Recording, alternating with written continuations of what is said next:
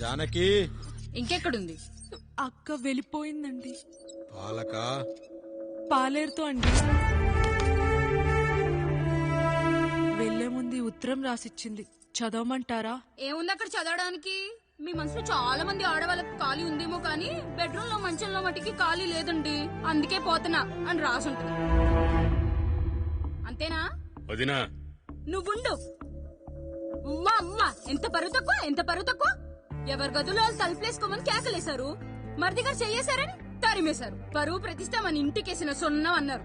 తీరా చూస్తే పని మంచితో సరసం సంతానం.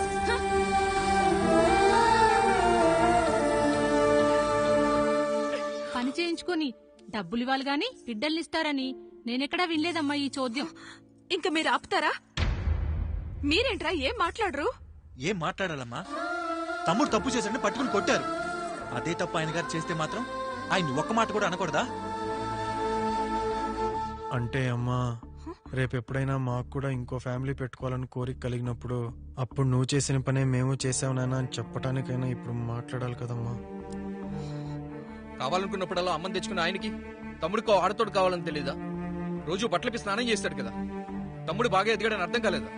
పని మనిషితో ఆయన చేస్తే శృంగారం, ఆవిడ కూతురుతో నేను చేస్తే వ్యభిచారమా?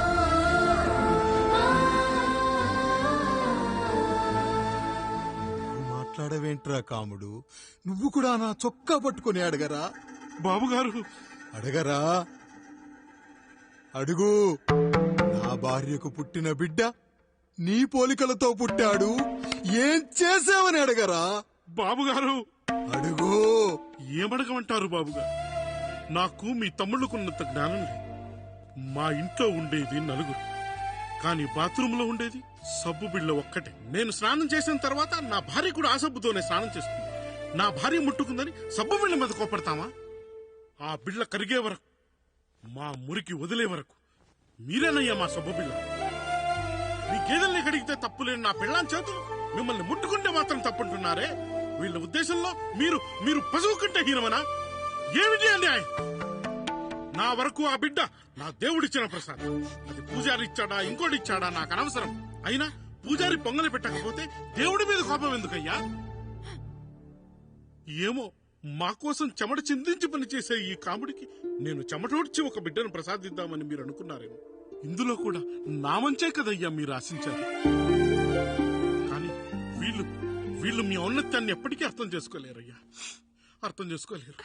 అయ్యా, ఈ రోజు మీ పెళ్ళాం పాలేరుతో వెళ్లిపోయి ఉండొచ్చు, మీ బిడ్డలు ఈ రోజు మిమ్మల్ని తిట్టొచ్చు, కానీ ఈ కాముడు మిమ్మల్ని ఎప్పుడూ వదిలి వెళ్ళడు. మీ చావును ఈ కళ్ళతో చూసే వరకు మిమ్మల్ని వదిలిపోడయ్యా, వదిలిపో. మీరే మా దేవుడు, మీరే మీరే మీరే మా దేవుడు, మీరే మా దేవుడు, మీరే మా దేవుడు.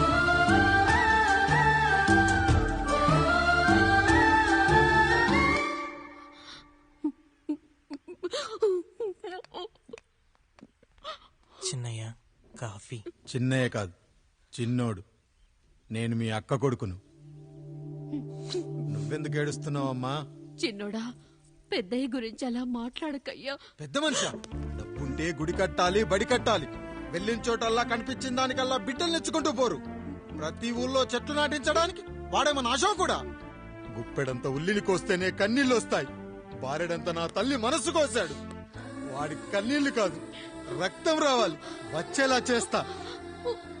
మనల్ని ఇంతగా మోసం చేసిన వాడికి ఆస్తి, 3 పిల్లలు. నీకు మాత్రం పేదరికం ఒక్కడే. వద్దు చిన్నయ్య, వద్దు చిన్నయ్య.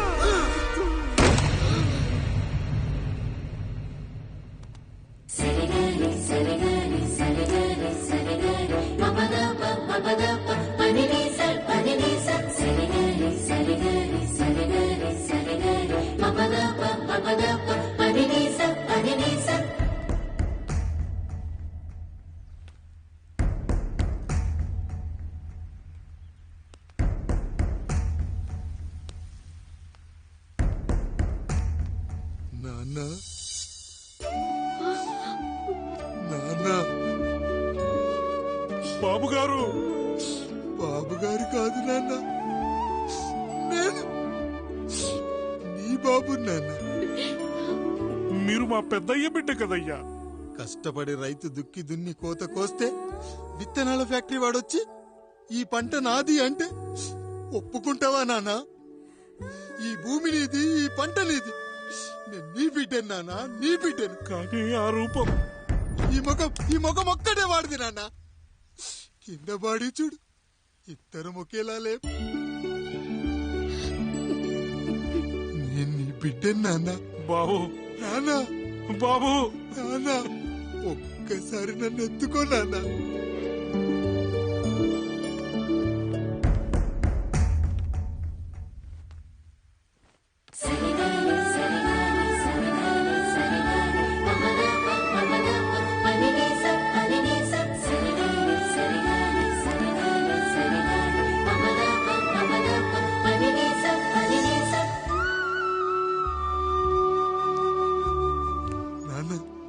నువ్వెంత మంచివాడివి నాన్న. ఒకడు వాడిన టూత్ బ్రష్ నే ఎవ్వడూ చేత్తో పట్టుకోడు. అలాంటిది నువ్వు నోట్లో పెట్టుకుని తిరుగుతున్నావు.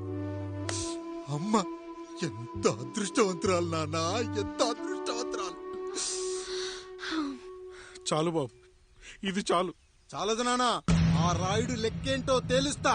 మన కుటుంబాన్ని ఇంత క్షోభ పెట్టిన ఆ రాయుడిని వదలనానా, వదలా. వాడంతేదో చూస్తా.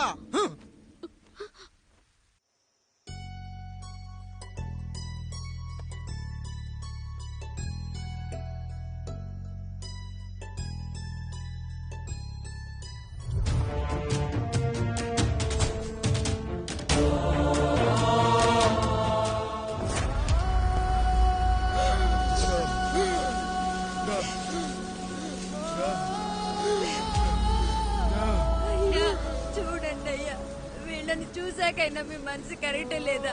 తాగటానికి నీళ్లు లేక చావు బతుకుల మధ్య కొట్టు బిట్టాడుతున్నారయ్యా. పచ్చగా ఉండే ఈ ప్రాంతానికి ఏం దిష్టి తగిలిందో ఏమో. భూమిలోనే కాదు, మా కళ్ళల్లో కూడా నీరు ఇంకిపోయేలా చేశాడా దేవుడు. ఈ గంట మీ చేతుల్లోనే ఉందయ్యా. చూడమ్మా, వర్షాలు లేక కరువుతో రాష్ట్రం కష్టాన్ని కూడా అరువు తెచ్చుకుని బతుకుతుంది. నా కాళ్ళ మీద పడితే ఏమీ రాదు, పైనుండి వర్షం పడాలి. అయ్యా మినిస్టర్ గారు, మీరైనా ఏదో ఒకటి చెయ్యండి అయ్యా. నేనేం చేయనమ్మా, ఇక దేవుడే మిమ్మల్ని కాపాడాలి. ఎవడొస్తాడో మిమ్మల్ని కాపాడడానికి. ఎన్నాళ్ళు అడుగుతారా ఎవడొస్తాడు, ఎప్పుడొస్తాడు, ఎక్కడి నుంచి వస్తాడు అని? పేదవాడికి కష్టం వచ్చినప్పుడల్లా ఇదే మాట. 70 ఏళ్లుగా హీరో రావాల్సి వచ్చినప్పుడల్లా ఇదే మాట. ఇంకా ఎన్నెళ్ళు అడుగుతారా?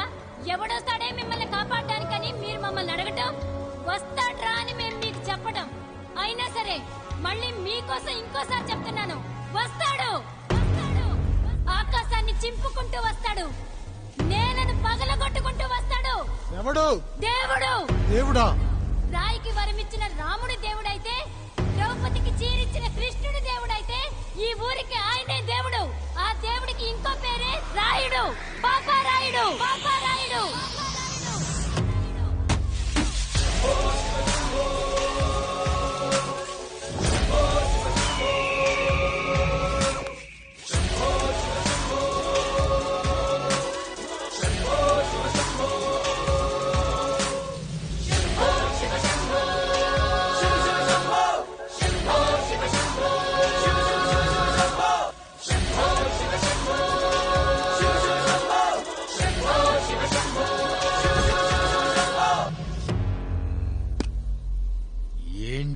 సమస్య?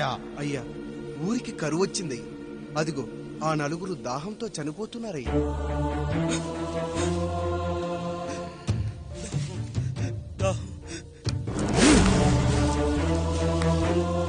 పాపారాయుడు తీర్పు ప్రకటిస్తున్నాడు. ఈ గ్రామం ఇంతకు ముందెప్పుడు ఎదురవ్వని సమస్య.